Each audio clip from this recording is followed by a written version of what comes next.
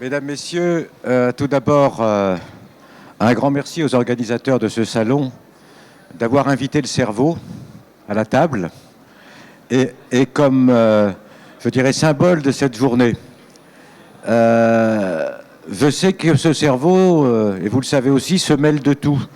Et il se mêle en particulier de régler notre appétit.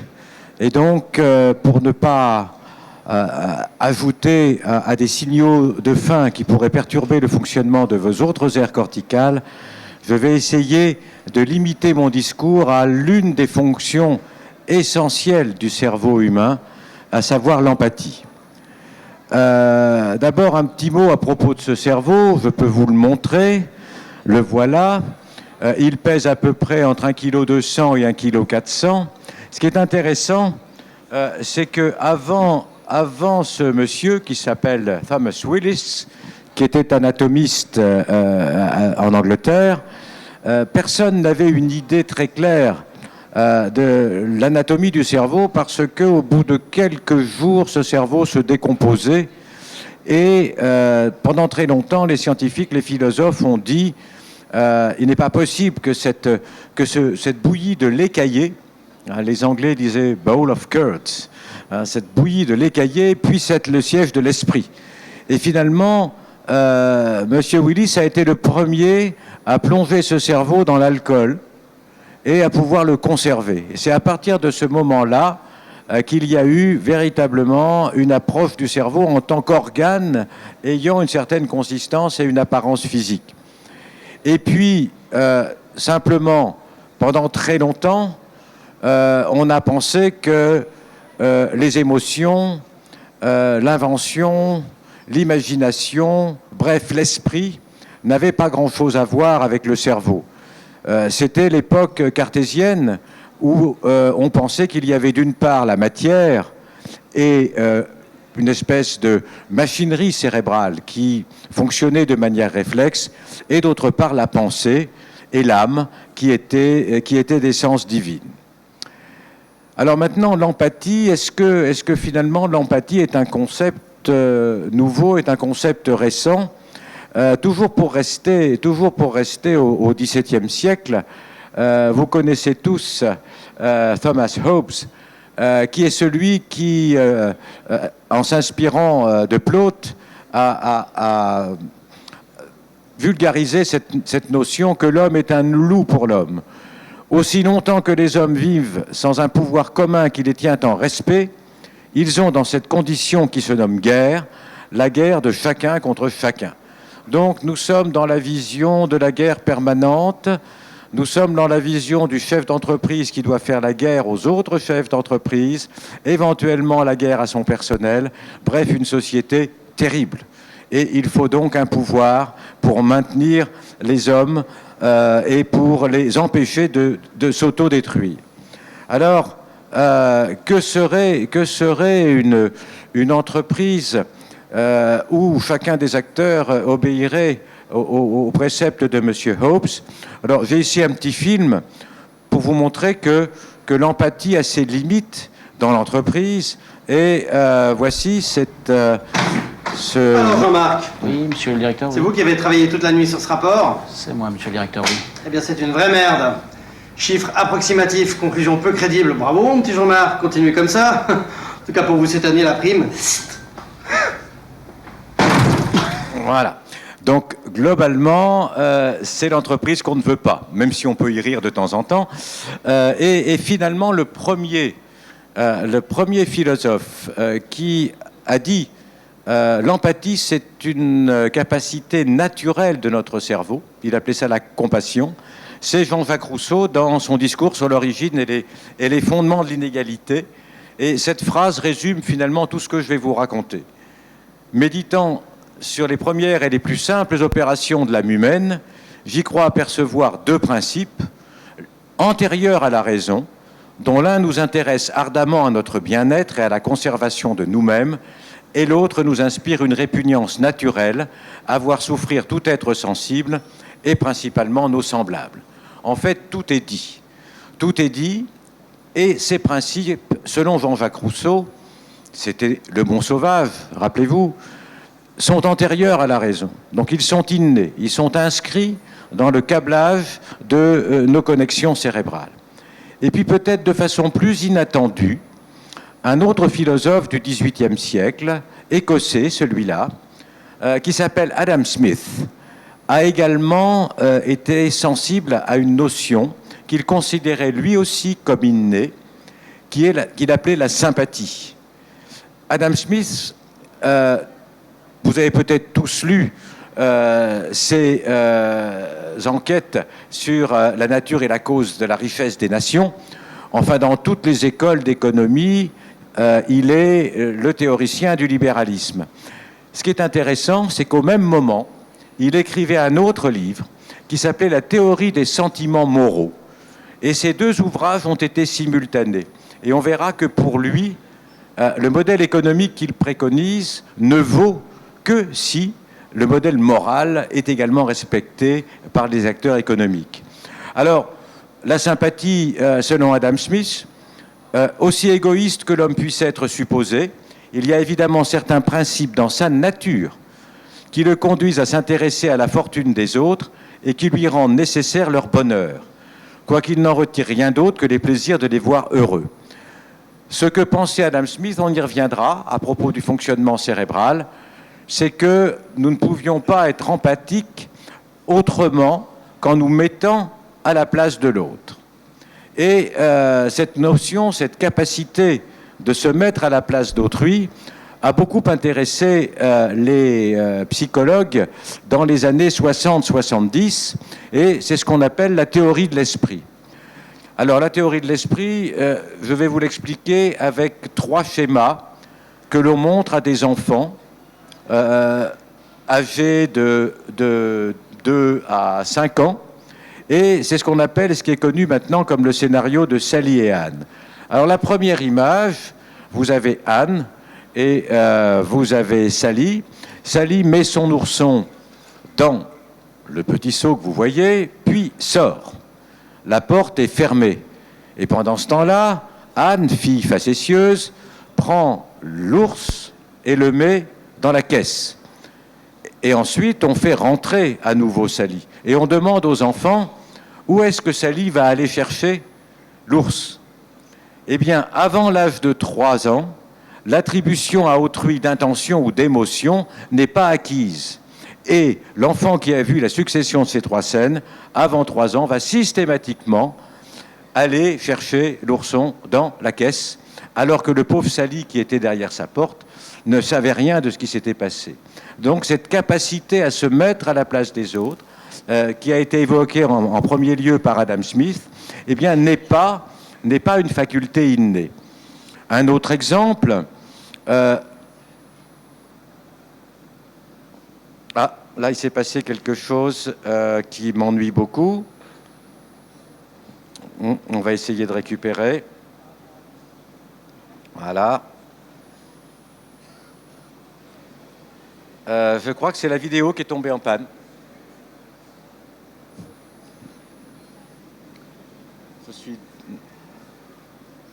Je n'ai plus de vidéo du tout. Bon, eh bien écoutez, je vais vous parler a cappella finalement, et puis on verra si la lumière revient. En gros, globalement, que font les neurosciences aujourd'hui pour essayer de comprendre la douleur, les émotions de l'autre et l'empathie. Et je voulais aborder dans cet exposé 3 questions. Premièrement, existe-t-il une aire de la douleur dans le cortex cérébral ? Ce n'est pas évident. Deuxièmement, est-ce que cette aire de la douleur, de notre douleur corporelle propre, est sensible à la douleur d'autrui ? Et enfin, est-ce que nous sommes capables d'incorporer la douleur d'autrui sans en être conscients ? C'est-à-dire, est-ce que nous pouvons vérifier par les neurosciences le modèle de la compassion de Jean-Jacques Rousseau ? Alors bien sûr, je vais manquer un peu d'illustration, mais on va continuer sans. Alors comment fait-on aujourd'hui pour... Ah, ça s'arrange. Comment fait-on aujourd'hui pour explorer le cerveau ? Vous le savez, vous en avez entendu parler, sans les physiciens, les neuroscientifiques, les neurologues, les neurochirurgiens ne seraient rien. Ce qui a permis de progresser dans notre connaissance du cerveau, ce sont les techniques de l'imagerie, qui ont donné lieu à plusieurs prix Nobel. Le scanner X, c'est les années 70. La tomographie d'émission de positons, ce qu'on appelle le PET scan, qui permet d'étudier le métabolisme du cerveau, ce sont les années 80. La magnétoencéphalographie, un peu moins connue, mais qui permet d'enregistrer les champs magnétiques émis par les neurones. C'est une technique qui nous vient de Finlande, parce que pour enregistrer les champs magnétiques émis par le cerveau, il faut disposer d'éléments supraconducteurs. Et certains métaux deviennent supraconducteurs à la température de l'hélium liquide, c'est-à-dire à moins 193 degrés. Et cette technique a été mise au point dans le laboratoire des basses températures de l'Université d'Helsinki. Et puis, bien sûr, l'IRM, que vous connaissez tous, qui a quand même valu un prix Nobel en 2003. Et pour moi, c'est l'un des prix Nobel de médecine les plus mérités des 20 dernières années, au moins quant à ses applications cliniques et à ses bénéfices pour l'homme. Alors, revenons à la douleur. Existe-t-il une aire de la douleur dans le cerveau? Je vais essayer de vous démontrer que oui. C'est-à-dire que nous avons, comme nous avons des aires visuelles, des aires auditives, des aires somatosensitives, une aire qui est spécialisée dans le traitement des informations douloureuses de notre propre corps. Et celui qui s'est intéressé le premier à cette région, sans avoir la moindre notion de sa fonction, c'est M. Ryle. Nous sommes à la fin du XVIIIe au début du XIXe siècle, et c'est lui qui a découvert cette structure tout à fait impressionnante. Ici, vous avez un hémisphère cérébral qui a été excavé. Il travaillait, c'était un anatomiste, donc il travaillait sur des pièces anatomiques. Et vous voyez qu'au fond d'une vallée, qu'on appelle la vallée sylvienne, il y a à nouveau des sillons, comme à la face externe du cerveau. L'insula, c'est un petit peu comme les poupées russes. Vous avez un cerveau externe, et puis si vous enlevez ce cerveau externe, eh bien vous retrouvez un cerveau avec des circonvolutions, avec des sillons. Alors, bien sûr, pendant très longtemps, cette description est restée anatomique. Et il a fallu que l'on s'intéresse à la physiologie de la douleur pour aller se lancer à l'assaut de l'insula.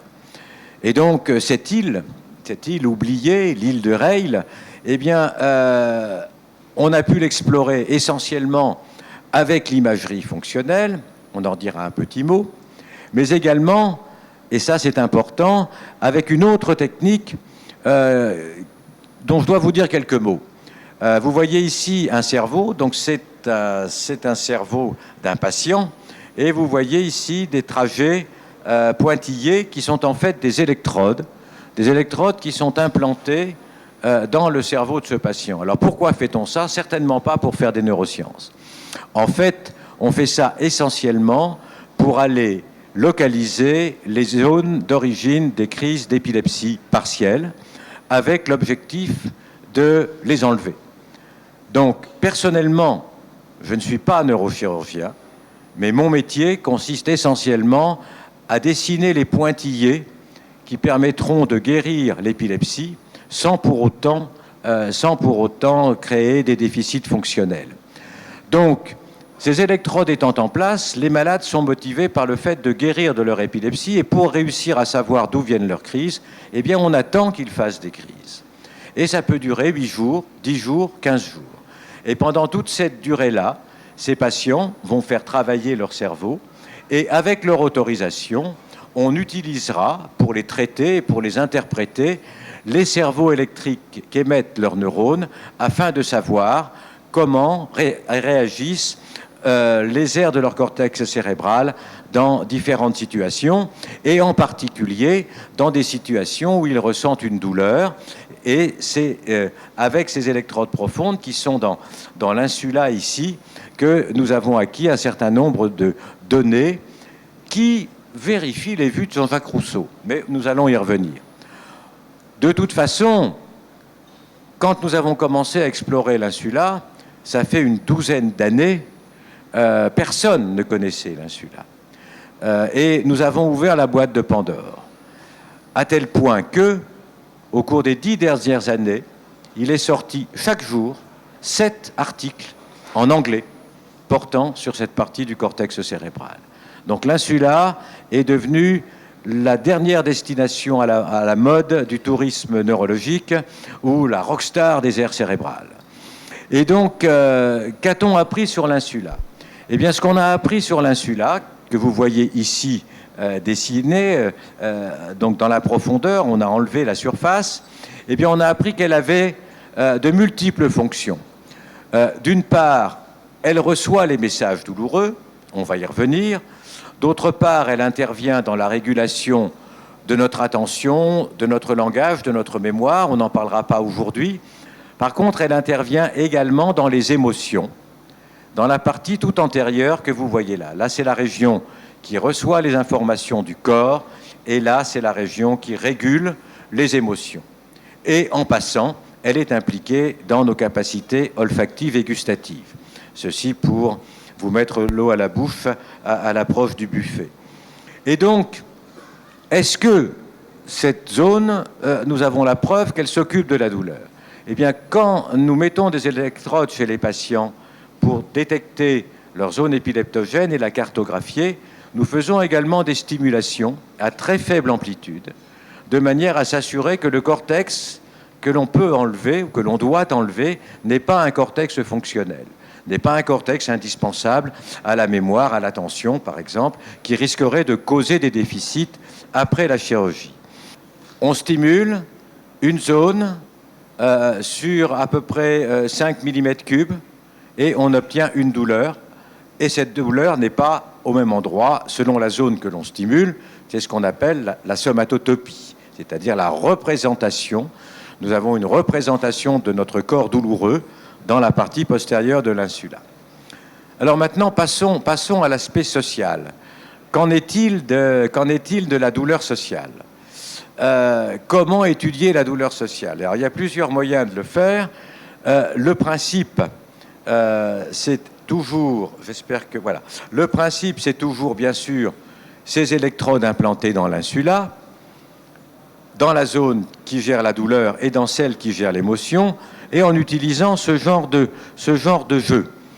Vous êtes l'un des joueurs dans cette partie, vous êtes Kim, celui du bas, et vous jouez avec d'autres partenaires. Et à partir d'un certain moment, pour une raison qui vous échappe, on ne vous a pas donné vraiment les causes, eh bien, les deux joueurs qui jouaient avec vous vous négligent complètement. Et vous ne recevez plus la balle. Donc ça doit être vrai pour certains footballeurs qui ne reçoivent jamais la balle dans certains matchs. Et c'est une situation très frustrante. Et si maintenant on regarde ce qui se passe dans l'insula pendant que l'on est inclus ou exclu du jeu, eh bien il se passe ceci. Je ne vais pas vous détailler tout cela, mais simplement vous dire que c'est un signal qui est proportionnel à l'activation de l'insula, que vous voyez ici. Donc plus cette courbe est élevée, plus l'activation est importante. Là, vous avez les périodes pendant lesquelles le sujet est inclus dans le jeu, là, il est exclu, là, il est inclus à nouveau, et là, il est à nouveau exclu.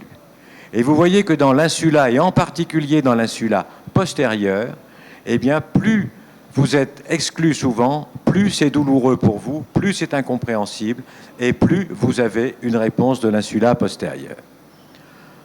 Alors un autre modèle, c'est bien sûr notre capacité à lire les émotions sur les visages d'autrui. Et pour ceux qui ont vu ce film, ce dessin animé récent, qui s'appelait Inside Out en anglais, ce dessin animé, je ne sais plus comment il était traduit en français, ce dessin animé où les différentes émotions sont des personnages. Il a été fait d'ailleurs avec Monsieur Ekman, qui a popularisé ces images où vous voyez des visages d'hommes, des visages de femmes, exprimer différentes émotions. Ici, c'est la douleur, ici, c'est neutre, Ici, c'est le dégoût. Ici, c'est la colère. Ici, c'est la joie. Ici, c'est la surprise. Ici, c'est la peur. Et nous sommes tous capables de reconnaître ces émotions en quelques millièmes de seconde sur les visages.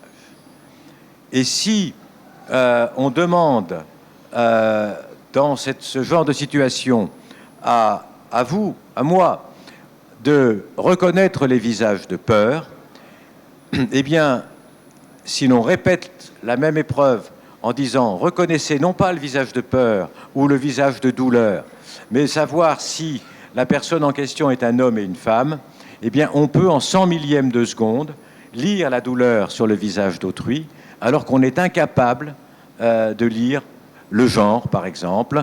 Et donc, ce signal est traité par une voix extrêmement rapide, dont on verra qu'elle échappe à notre conscience. Nous lisons la douleur sans en être conscients. Tout du moins, notre cerveau la lit. Et il va falloir s'habituer en neurosciences à distinguer l'individu et le cerveau. Notre cerveau fait de multiples tâches sans juger utile de nous en tenir informés à chaque fois. Et si maintenant on regarde l'activité au cours de la reconnaissance du visage de douleur, eh bien ici, vous avez l'activité en comparant la stimulation par un visage neutre ou le bruit de fond, il n'y a pas de différence. Et là, nous sommes dans l'insula antérieure qui gère les émotions, et en particulier la douleur. Et vous voyez qu'en moins de 180 millièmes de seconde, eh bien, il y a une réponse à la vision du visage douloureux. Et pendant ces tâches où on présente les visages, on ne demande pas au sujet de fixer son attention sur la douleur. On lui demande de reconnaître le genre, homme ou femme. Et le cerveau se charge automatiquement d'identifier la douleur. Alors allons un peu plus loin et prenons un modèle comme celui-ci. Un pied, qui peut être le vôtre, un verre cassé. Autre situation, le même pied, le même verre. Mais bien sûr, dans une configuration qui évoque quand même une certaine douleur. Et dans cette situation, vous avez vu que le pied, c'est un petit peu le pied de tout le monde. Et il est en perspective, pas tellement celui-là, mais en perspective égocentrique. C'est-à-dire que vous allez identifier la partie du corps douloureuse à la même partie de votre propre corps. Et quand on regarde l'activation cérébrale en IRM par ce type d'image et qu'on soustrait l'activation par cet autre type d'image, eh bien on trouve une différence et on trouve une activation spécifique qui va se passer ici, dans cette petite région, et cette petite région, c'est celle qui traite les émotions. Et cette activation, elle est encore plus importante si elle est... nous avons en fait avec la personne qui souffre un lien affectif. Dans d'autres circonstances, on peut très bien imaginer qu'on demande au sujet d'imaginer que c'est son conjoint ou sa conjointe qui va être piqué par un méchant médecin qui implante une aiguille dans le dos de la main. Si la personne est connue, eh bien, la réponse de cet insula émotionnel sera encore plus importante. Alors, allons encore un peu plus loin. Ça, c'est de l'émotion. C'est de l'émotion traitée dans la zone qui s'occupe des émotions dans l'insula. Maintenant, nous prenons ces mêmes images et nous allons les projeter en 30, 50, 100, 200, 400 millièmes de seconde. Et nous allons demander au sujet de dire certes, vous ne voyez rien, mais dites-nous simplement, avec un bouton, une souris, clic droit, ça fait mal, clic gauche, ça fait pas mal. Et vous voyez qu'il y a là une courbe qui s'infléchit et qu'autour de 100 millièmes de seconde, eh bien, on est capable de faire la différence entre une image douloureuse et une image non douloureuse, alors qu'on ne sait pas ce que l'on a vu. Alors, je vais vous faire un test très facile. Je vais vous mettre dans les conditions de cette expérimentation. Je vous mets à 200 millisecondes. Donc, c'est vraiment, vraiment très facile. Dans les conditions du test, vous avez votre souris entre les doigts. ça fait mal, ça fait pas mal. Voilà ce que ça donne. Il faut faire attention, hein. Alors, si vous êtes dans les conditions du test, très attentif, vous répondez à 70% correctement. Alors, on va utiliser un effet que les psychologues connaissent bien, qui est l'effet de priming. Donc maintenant, vous allez être très attentif, parce que vous avez déjà vu l'image une fois, et si je vous présente une deuxième fois la même image dans les mêmes conditions, là, vous allez être 80%, 85% à répondre correctement. La réponse correcte, je ne vous la demande pas, mais très clairement, c'est une image qui fait mal. Alors maintenant, si dans ces conditions, nous avons affaire à un patient qui, après avoir donné son accord à des électrodes dans le cerveau parce qu'il veut guérir de son épilepsie, on lui fait faire ce type de test, qui n'est quand même pas très contraignant, et on lui demande même pas de répondre. On dit simplement, vous allez voir des images, et vous nous direz après ce que vous avez vu. À ce moment-là, si nous regardons ce qui se passe dans l'insula, contrairement à ce qui se passe dans une autre partie du cerveau qui est voisine, mais qui gère les sensations non douloureuses, eh bien dans l'insula postérieure, uniquement en réponse à ce stimulus-là, vous allez avoir une réponse qui va apparaître, qui va durer, mais qui va commencer à peu près en 180 millièmes de seconde. Donc très rapidement. Et les sujets n'ont rien vu. Ils n'ont pas vu la douleur, mais leur aire qui traite leur propre douleur va répondre de façon spécifique à ces images douloureuses, alors qu'à l'extérieur de cette zone, eh bien, la réponse à ce type d'image ou à celle-ci sera à peu près la même. Donc, qu'est-ce qu'on peut dire ? Bien, on peut dire que dans ce cortex insulaire, qu'on vous a représenté ici en 3 dimensions, il y a une partie postérieure. La partie postérieure, c'est notre corps, c'est nous, c'est notre douleur propre. C'est là que nous allons pouvoir coter l'intensité de la douleur correctement, localiser éventuellement la douleur, et cette aire-là, on vient de le voir, elle répond de façon réflexe à la douleur de l'autre. Donc, il y a dans cette zone ce que Rizzolatti a décrit pour le système moteur, des aires et des neurones et des réseaux neuronaux qui fonctionnent comme un miroir du monde extérieur. Donc nous avons une incorporation du corps de l'autre dans notre propre représentation corporelle.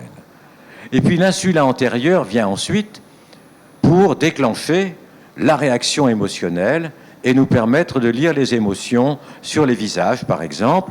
Et bien sûr, la connexion se fait de l'insula postérieure vers l'insula antérieure. On a pu mesurer le temps de trajet entre l'insula postérieure et l'insula antérieure. On est dans l'ordre de 40 millièmes de seconde. Donc tout ça, c'est une activation qui passe totalement inaperçue de notre conscience. Alors pour revenir à Adam Smith et à sa sympathie, eh bien, en gros, que peut-on répondre ? Ou à Jean-Jacques Rousseau ? D'une part, c'est que nous sommes tous dotés d'une circuiterie cérébrale capable de traiter les émotions d'autrui comme un reflet des nôtres, et ceci de façon réflexe et implicite. Deuxième conclusion, cette circuiterie est probablement câblée dès la naissance, mais la sympathie complète, émotionnelle au sens d'Adam Smith, ne se développe que lorsqu'on a développé la théorie de l'esprit, c'est-à-dire notre propre capacité à se mettre à la place de l'autre. Et puis revenons à Adam Smith, économiste. La main du marché, le libéralisme économique qui arrange tout, oui.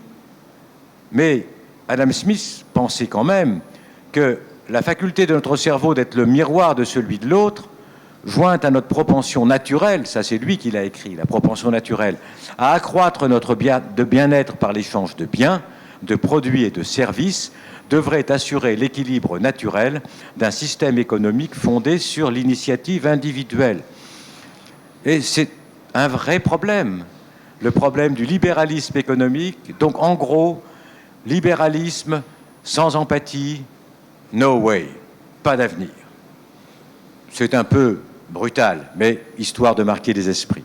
Alors on a deux choix, hein. On a deux choix pour réussir, et là je vous présente deux personnes très différentes, l'une que vous connaissez bien, qui a tout misé sur la sympathie, qui est le créateur de Facebook, l'autre que vous connaissez peut-être moins bien.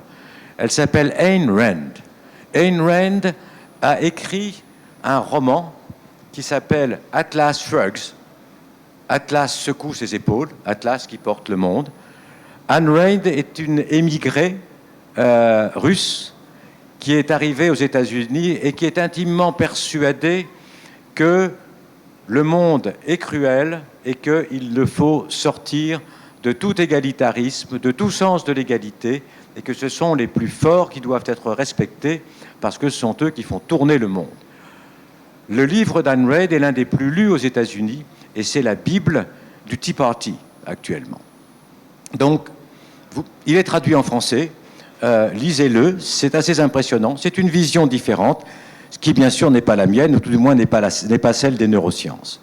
Alors globalement, passer du cerveau individuel au cerveau social, c'est bien sûr un enjeu majeur pour les neurosciences, mais c'est aussi un enjeu essentiel pour vivre en société. Et c'est probablement parce que les êtres humains ont été capables de développer cette capacité d'empathie que l'espèce humaine a pu se prolonger dans le temps jusqu'à aujourd'hui.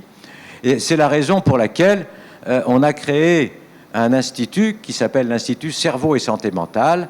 C'est la Fondation Neurodis qui vient de créer cette institution et qui justement cherche à faire le lien entre les capacités émotionnelles, l'affect, les maladies mentales et le fonctionnement cérébral.